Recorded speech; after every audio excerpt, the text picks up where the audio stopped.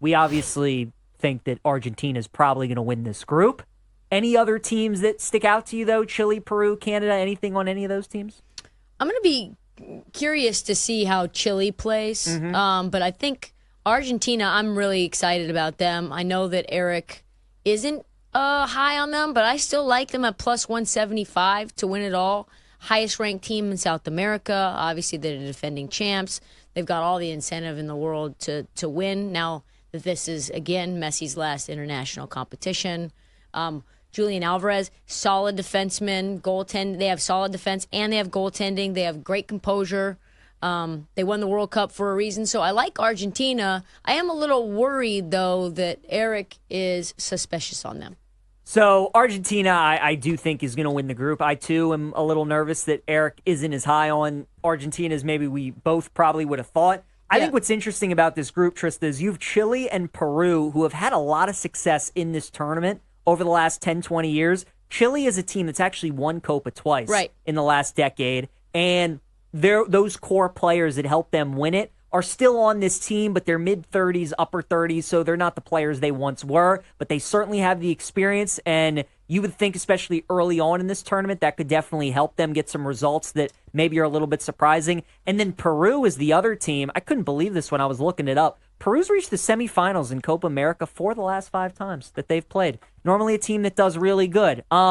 They're a team that kind of beats the teams that they're supposed to beat, but they don't beat anybody above them, right? Like they don't beat the Argentinas, the Brazils, the Uruguays, any of those. So they'll be interesting to watch. And then Canada is a team that's getting much better at soccer. They have a couple players in the MLS that are really good. Alphonso Davies, if you follow the MLS, is a guy who's a really good player. And they made the World Cup for the first time in 2022, and now here they are in Copa. So them and Mexico are kind of like on different trajectories right now. Mexico's this team that we always see on the international stage. It's heading down, and Canada's a team that we really don't see, and they're kind of on the up and up. So really quick before we move on to another group, you can get Argentina to finish first in the group and Chile to finish second in the group at plus 170. I think this is probably one of the easier groups to handicap because while Chile is somewhat down right now, they should still make it through.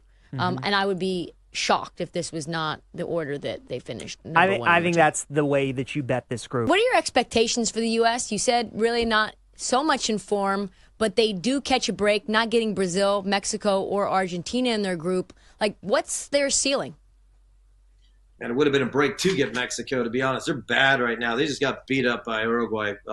Nunez got the hat trick. It's what's going on with Mexico. They're just not in the conversation anymore, even though they're ranked higher than Uruguay, which really, really surprises me. The United States is in a really cool phase right now, spinning out of a lot of controversy surrounding the coach. Should he stay? Should he have been let go? Should they have hired Jesse Marsh, who now is Canadian coach? This team looked pretty good the other night against Brazil.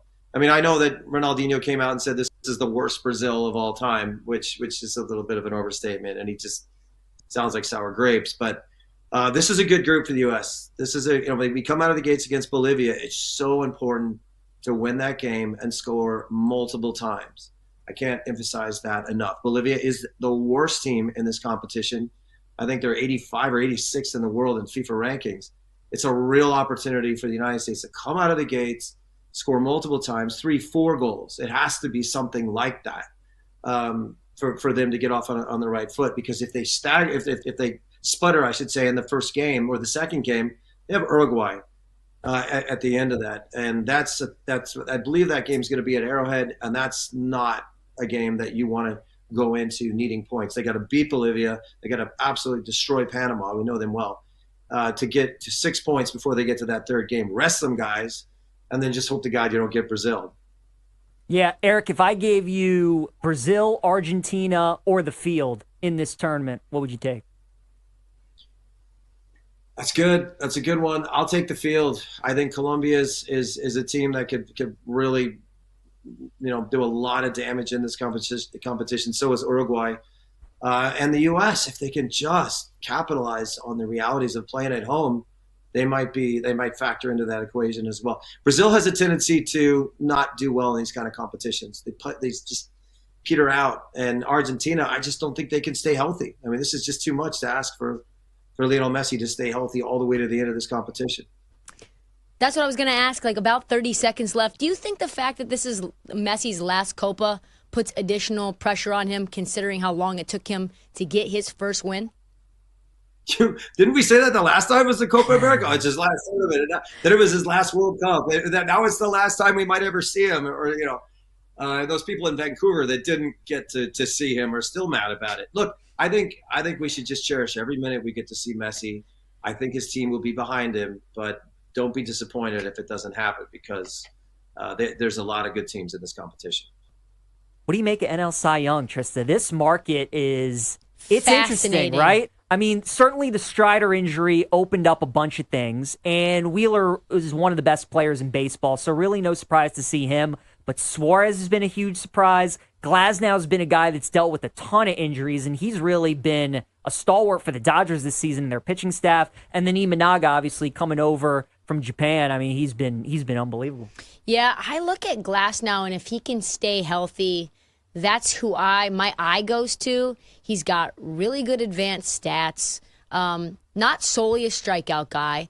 He has only the 18th best ERA in Major League Baseball, but his expected ERA would be first in the National League at 2.48. Mm-hmm. So I think he's getting a little unlucky. I like the price at plus 650. His strikeout per 9 is 12.1, which is the second best in Major League Baseball, first in the National League. He's had 8 or more strikeouts in 11 of his 15 starts, which is like really 11 of 13 if you took his 2 first starts out. So I really think he's playing awesome baseball, and if he can stay healthy, that's the key piece for Glasnow, because we know across the last 3 years that's been kind of the main issue. But all of the metrics are elite. No question. I think, Trysta, the worst bet that you can make is Zach Wheeler at plus 460. His WAR right now is 1.7, and his teammate, Ranger Suarez, is 3.1. Yeah. How could you possibly vote for Zach Wheeler over Ranger Suarez if they pitch on the same team and one guy nearly has double his WAR, right? So Suarez, if anything, I think he's the best bet currently. I agree with you on Glasnow. If he can stay healthy, that's a guy that I would certainly watch. I don't trust him to stay healthy, Trysta. I also don't trust Shota. I don't trust Shota either. And it's like, if you're the Dodgers, you know you're going to win your division. You know you're going to be in the playoffs. And Walker Buehler hasn't been great. Kershaw's not getting any younger. Yamamoto is now on the DL dealing with an injury. It's like, are you really gonna continue to put out Glasnow every 5 days, or are you going to be conservative, look bigger picture, and make sure he's fresh for the postseason? Whereas like Ranger Suarez, the Phillies got incredible starting pitching. Yeah, they do. And he's a very durable pitcher. He's obviously incredible. So I think Suarez is the best bet of those guys. Glasnow I wouldn't take, just because I think the Dodgers are going to be cautious with him.